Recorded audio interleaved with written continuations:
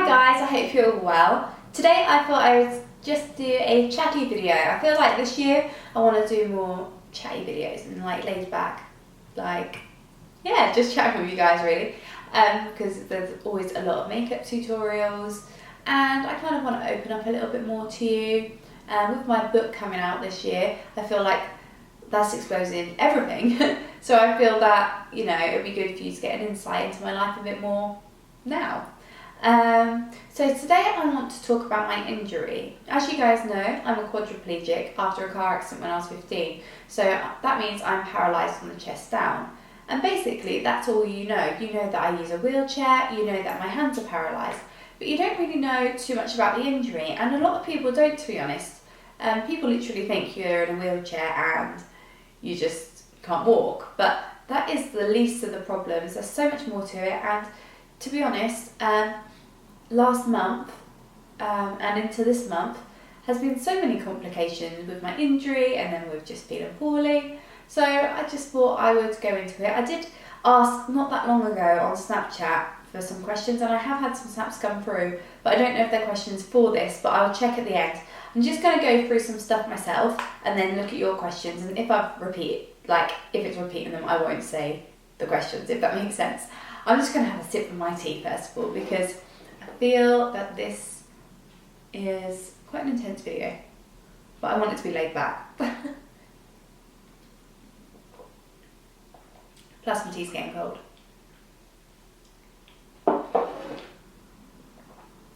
So, let me move my straw out of the way. So, what is quadriplegia? That will be probably the first question, and that is paralysis of all four limbs. Now, it doesn't mean that every single limb is completely paralysed, but it means that there is paralysis in all four of your limbs. So with my paralysis, I am paralysed from the C6 vertebrae down. So I broke my neck at the C6 level. I hurt C5 as well and C7, and that whole area was like a mess. I have got like all the technical words for it, but I'm not really going to go into that. I have metal rods in my neck, and I broke the front of my neck and the back of my neck. So I've got a scar here and I've got a long scar at the back. So I am a complete quadriplegic. Some people are incomplete, which means they may have feeling or movement below the level of injury, or they may be complete like me, which means you are basically paralysed from that level and no feeling or movement is getting through. So with mine, I am a C6 quadriplegic, tetraplegic, whatever you want to call it, it means the same thing. So I am paralysed from, let me feel, there down. I can't feel below this point. And on my arms, I can't feel this part of my arm. I definitely can't feel there very well. Yeah, it's like probably not as paralysed, not as numb as like my leg, but I can't feel this part of my arm properly. I can feel the inside of my arm fine, and I have my biceps, but I don't really have much use of my triceps. With my hand, I can feel my thumb, I can feel my forefinger and half of my middle finger, and then it starts going a bit hazy. They're not completely dead, but pretty much. I can't feel the outside of my hand. And on this side I have like a tattoo on my little finger, and I can feel that being done, so yeah. And also like I have a tattoo here which I couldn't feel. So that is it with like feeling. It's really weird because I can feel like pressure. I can feel like if you tapped on my ribs, oh, sorry, the ring light. If you tapped on my ribs, I can tell you, like if I go, right, when are you touching me? 1, 2, 3. I can tell when I'm being touched through the vibrations travelling through my body, which is really weird. It feels like I can feel my insides, which is really odd. Like I can feel like if I feel like I've got a bit of a belly ache or something, that's how it feels to me anyway, and like I say, pressure. So that's where it is with the feeling, and yeah, I can't, so with not being able to move, there's other things than just not moving your legs. So as you guys know, I also can't move my fingers. I can move my wrists like this, like revving an engine, revving a motorbike, and I can lift my left hand this way, but this hand I cannot bring up. So it's quite weird, really. So this side is definitely my worst side. It's my weakest side. I have a shoulder, which I have a lot of pain with this side. And when I first had my accident, my scapula was kind of really winging, so it wasn't attaching to the muscle properly. So yeah, this side is definitely my worst side, and that is where my scar is. So I guess this side was damaged more. So because there's so many things that you wouldn't even think of. So because I'm paralysed from the chest down, it means that I can't use my stomach muscles either, which also means that I can't cough. So I can cough, but not cough properly. My cough is, I can't cough, so I can't clear my throat. I've had a bit of, as you can tell, a bit of a sore throat and a bit of a cold. So it's quite annoying, because if I need to clear my chest, it's really hard to do so, and obviously that can lead to more problems and you end up being ill for longer. So yeah, I can't cough, which is annoying. And you can have an assisted cough if you really need to, where someone puts their hands in this kind of area and pushes up as you go to cough, just to act as your muscles, I guess. Yeah, so that's really weird. I find it weird talking about it, to be honest. Other things. What else? Okay, so obviously I can't move my legs, can't feel my legs.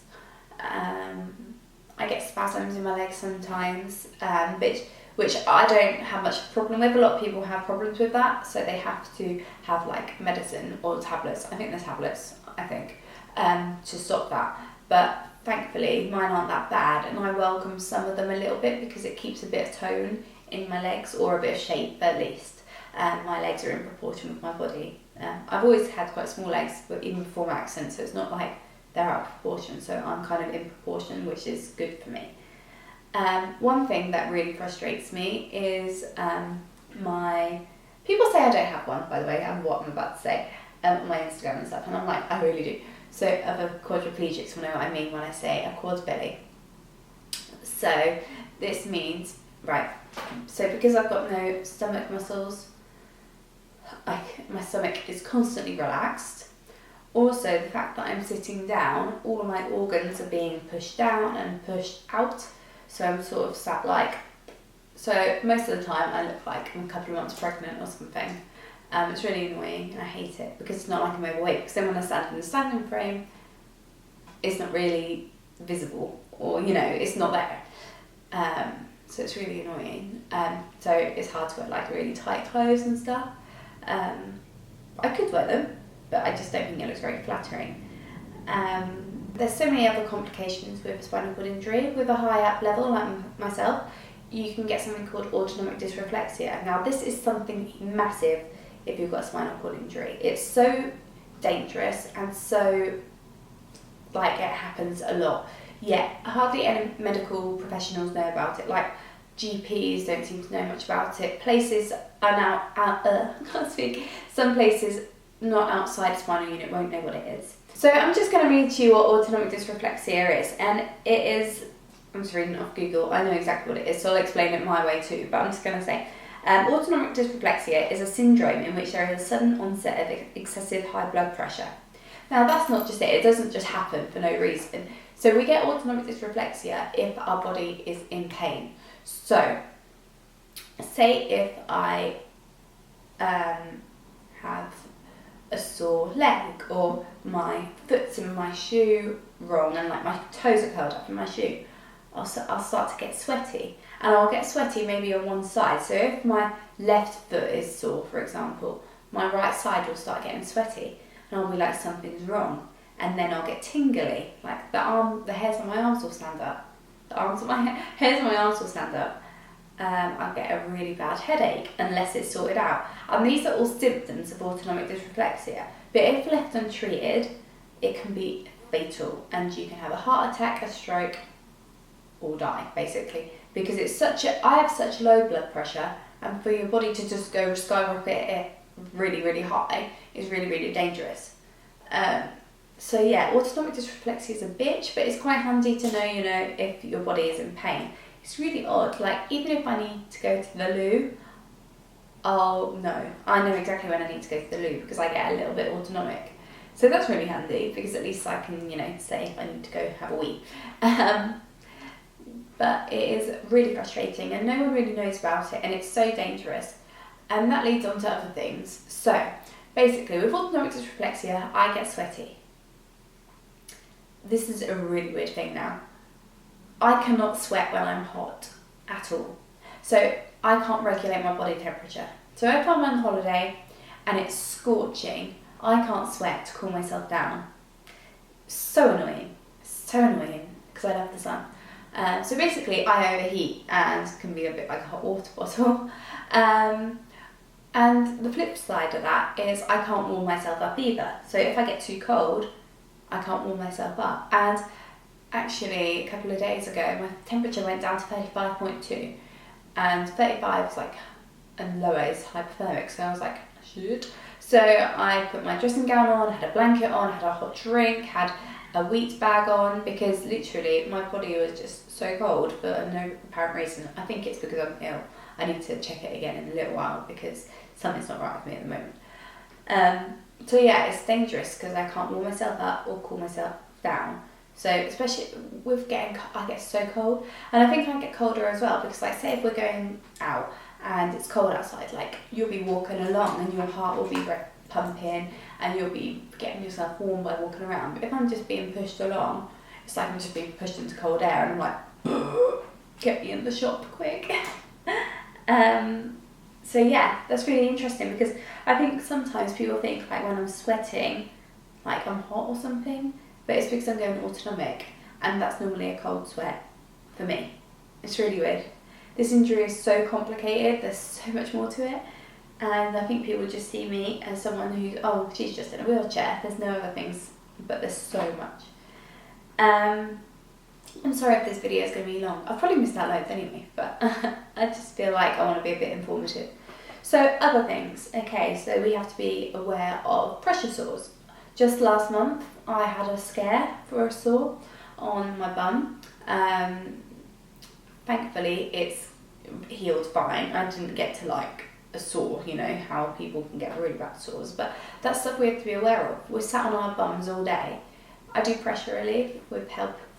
I try and push myself up, but sometimes I need someone to help me push up a little bit, just to get the blood flowing. But it's so easy, especially if you're busy and if you're out and about, it's easy to forget, and obviously your health can be compromised. So it's really important to do pressure relief. And bladder infections are really, really common too, which sucks. But thankfully I haven't had one for a while, I don't think, touch wood. Yeah, so this injury is so complicated. So that is a bit of it. So let me see some of your questions. I'm going to go on Snapchat and see if these are actually questions, because I don't know if they will be. Oh, someone's just asked, how did it happen? Well, I think if you've been watching my video, if you've been watching my channel, you know that back in 2005 I was involved in a car accident. I mean, I can go into more of that at some point if you want. Just let me know what sort of things you want me to talk about. If you want me to talk more about my accident and stuff and my time in hospital, let me know. Olivia Skulski has said to me, what is your biggest achievement since the injury? I would say my biggest achievement is definitely my YouTube channel and working with wonderful brands. That's like personal achievements for me. That's not really anything to do with my injury, but that's just personal achievements. I don't live my life for my injury. I'm not like someone who's just all about the injury, but I suppose it's part of my life. And my biggest achievement, I suppose, if you're just talking about my injury, would be coming off antidepressants, because it was a real dark time, and I can't believe I was able to get myself off the antidepressants, to be honest, considering how down I was. But since then, like my YouTube channel, working with amazing brands, and yeah, inspiring you guys, because that is a massive achievement. Like hearing your stories and getting messages from you about your life it feels like an achievement to me. Rach Cook has said, other than learning to do your makeup, what is something you're really proud of since conquering your injury? Oh, so that's basically the same question. I would say conquering depression, because now I can live my life and now I believe in myself, so I think that's really important. Evie Serene, I don't know if I said your name right, sorry. How did you stay positive during the recovery process when you had your accident? How did I stay positive during the recovery process? I think I was a little bit deluded, like when I was in hospital.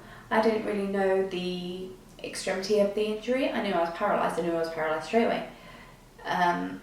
But I think I didn't realise how much help I would need in real life once I left hospital. I think I thought, when I'm in hospital, I'm ill, but when I leave, I'll be fine. But yeah, I thought like I'd need help while I was in hospital because I was poorly. I didn't realise that was actually it, I think I stayed quite positive. One, because of my spirit, and that's just my attitude. And two, because I was a little bit deluded. And I had a good support system from my mum. My mum was my rock. Smiley Angie has said, were you treated differently by your family and friends? Yes. I wasn't really treated differently by my family. Maybe some people, but not really. Not the close people of my family. But definitely friends. Because I was only 15, I think people were still young themselves.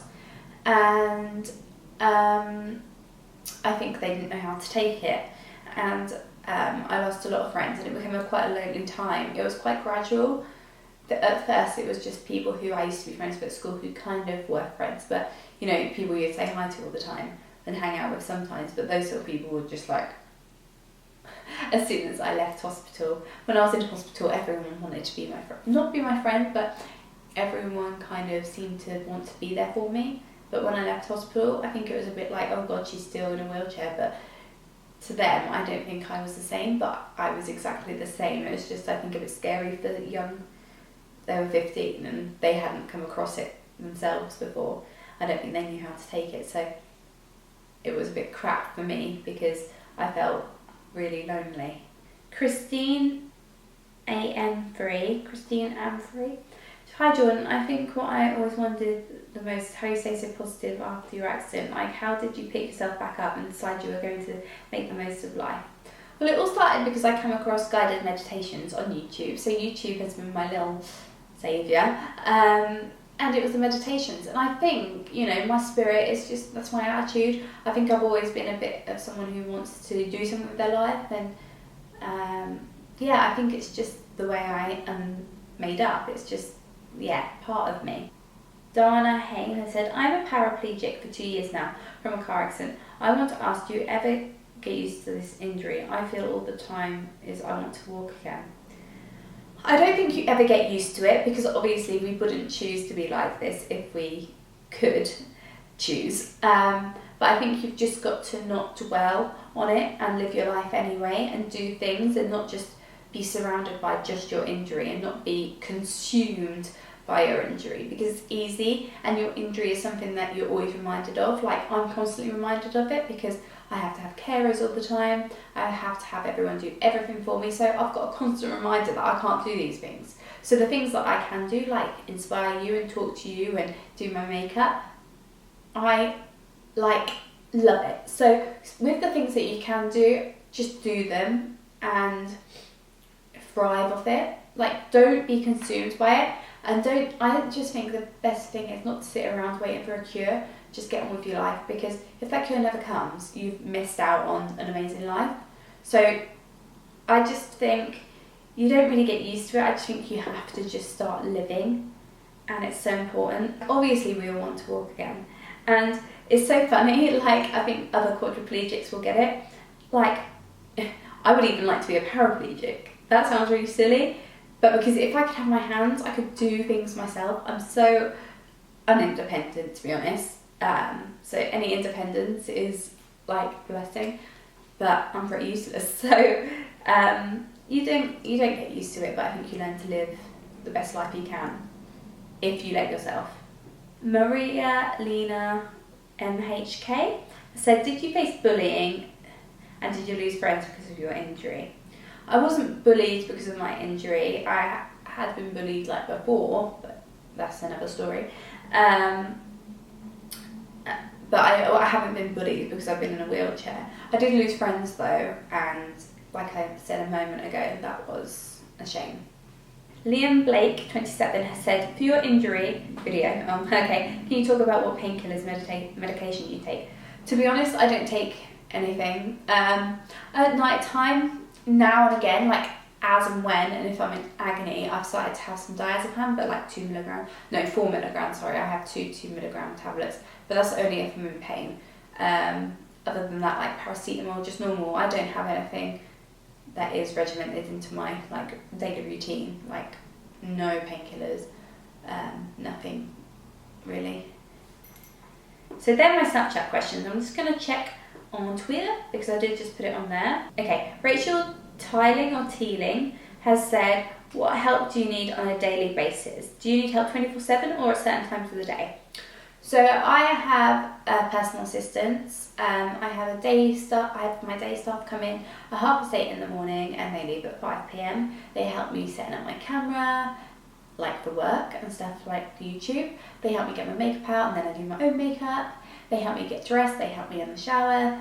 I brush my own teeth. I can't do my hair, I have them do my hair for me. And then if I need to go out, they take me out. And that's like generally how it is. They cook me my lunch. And then from 5 o'clock, it's just me and Mike. And Mike will cook my tea and then we'll just chill and whatever. And then at 9:30, I have a nighttime carer come in. And I know this might be weird for some of you because every injury, even if you have the same injury, every injury is quite different. I feel like everyone deals with things differently. I get turned every 2.5 hours, which sucks. But if I stay on my side any longer than that, I get autonomic dysreflexia, so I have to be turned and I can't turn myself and it freaking sucks. That's the worst, having to have night staff, because I don't get as much sleep as what I should have, and obviously it's just more invasion of privacy and less independence. So yeah, I get turned every 2.5 hours at night time, and not just turned, I go on a pelvic twist. So that's a little bit different. I did that at the spinal unit and I've just ever since done that. And then they leave at 8:30 when my day staff come in. So yeah, I have help with everything. Made by Millie and Me has put, try and explain the bad days, AD, pressure sores. Oh, I've done that really. Public transport, parking, accessible bathrooms, the everyday struggles. Yeah. So public transport, trains are okay, like trains are good, but it's not good when they don't get the ramp for you. So every time I go from King's Lynn to King's Cross, usually when I get to King's Cross, they haven't got the ramp. And it's like, King's Lynn are so good, they always ring ahead, but there's no one there. So it's getting off the train, and sometimes on the train when I'm at King's Cross, it's a pain in the arse. Black cabs in London are good, if they stop for you. I've had times when they've like gone to stop, when they've seen like my friend, my assistant, or you know, Mike or my mum or someone hail one down, and then they'll sort of see that I'm there and then they go, ooh, okay, they leave. And they say stuff like, can she get out and just walk in? Like, no, we need the ramp please. They just can't be asked to get out of the cab half the time. So freaking weird, lazy. I don't think I've really been on a bus. I think I might have been on a bus like once, but not really. Aeroplanes, for me it's okay because I get lifted on by Mike into my seat, so I haven't got to worry about like anything really, so that's okay. It's just things like pressure relief is quite difficult because I get a bit uncomfortable, so I need to make sure the seat's quite comfy. What else was on that little list? Accessible bathrooms, that is annoying. I'll tell you what else is annoying, tables. So accessible bathrooms, like nice places that you may go may not have a wheelchair accessible bathroom, which is annoying. All I want to do is get in there, like, because some buildings are quite old, they won't have like a disabled toilet, so you think, oh, can't go there. Or they'll say, well, it's accessible but there's no toilets. Like, well, I'm not going to drink anything then. You know, it's stupid. And tables are annoying too, like you have to make sure you can fit under the table, that the table is like wide enough to get under, like if you're eating out, because sometimes the table can be so far away and I'm like, well, how am I supposed to eat my dinner? It's ridiculous. So there's so many little things that no one would even think of. Lucy Redmond has said, do you need help to do your hair? Yes, I can't do my hair at all. I can probably roughly run the brush through it, but not very well. Like, I wouldn't be able to really do the back properly. That's quite frustrating, but that is like, my hair when I first had an accident was quite a big thing because I really liked doing my hair myself when I was younger. So I think that's why I really embraced makeup after that, because at that time, like, I couldn't do makeup at the time, but why, like, I then started practicing more, and I really like my makeup because I can't do my hair. So Bows and Glitters, and her name's Gemma, has said, do you find sometimes strangers in public don't see you for you or just see the chair? Yeah, I think sometimes people talk to me like a child sometimes, and I'm like, oh my god, it's really annoying. And also sometimes I won't get spoken to, the person I'm with will get spoken to, so it's really funny. And also I get stared at a lot, like from the corner of their eye, like but I think it's just curiosity, and I think it's just like, I wonder why she's in a wheelchair, blah blah, you know, it's funny really. Oh, there are all the questions, so that's quite good because this video is super long. I don't know if I've answered everything. There's probably other things you're curious about, so if you are, then leave them in the comments below, and perhaps I'll do like a follow-up video, like a part 2, because I found this video quite fun to film because it's an insight into it, and I just assume you guys know, but of course you don't. Like, especially if you haven't got a spinal cord injury, and it's probably interesting for you guys who have to see if we relate in some way. So yeah, please give this video a thumbs up if you enjoyed it, and if you would like more chatty videos like this. Thank you so much for watching. Please don't forget to subscribe so you can see more videos from me, and I will speak to you soon. Mwah.